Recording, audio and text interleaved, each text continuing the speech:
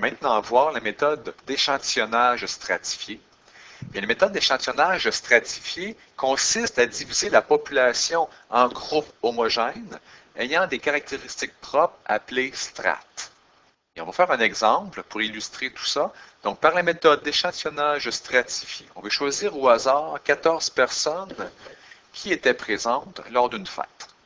Bien ici, nous avons notre population, c'est-à-dire j'ai 32 enfants, 41 adolescents et 15 adultes. Donc ça, c'est ma population, pour un total de 88 personnes. Bien ici, on nous demande, par la méthode d'échantillonnage stratifié, donc j'ai mes groupes homogènes, mes enfants, mes adolescents et j'ai les adultes. Je veux ramener ça, donc ramener mon 88 personnes au total de ma population à seulement 14 personnes en respectant le rapport des différents groupes homogènes que j'ai, c'est-à-dire les enfants, les ados et les adultes.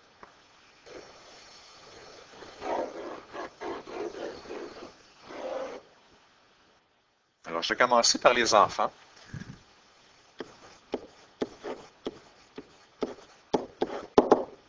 Donc, présentement, j'ai 32 enfants sur un total de 88 personnes dans ma population. Alors, je vais respecter ce même rapport-là, mais cette fois-ci, je vais ramener ça à 14 personnes parce qu'on veut un échantillon de 14 personnes. Alors, je veux savoir combien ça fait d'enfants si je ramène ça à 14 personnes. Et en faisant ça, je vais conserver le même rapport, mais je vais passer de 88 personnes dans ma population à un échantillon de 14. Et je vais faire ça pour tous mes groupes. Je vais passer aux adolescents et adolescentes. Donc ici, j'en ai 41.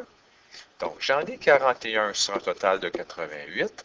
Et moi, je veux savoir combien ça va faire d'adolescents et d'adolescentes sur un total de 14 personnes. Et finalement, je vais terminer avec les adultes. Donc, je vais faire exactement la même chose. Présentement, j'en ai 15 adultes sur un total de 88 dans ma population. Et je veux savoir combien ça va me faire d'adultes sur un total de 14 personnes. Et ici, on va faire les produits croisés afin de déterminer les informations manquantes ici.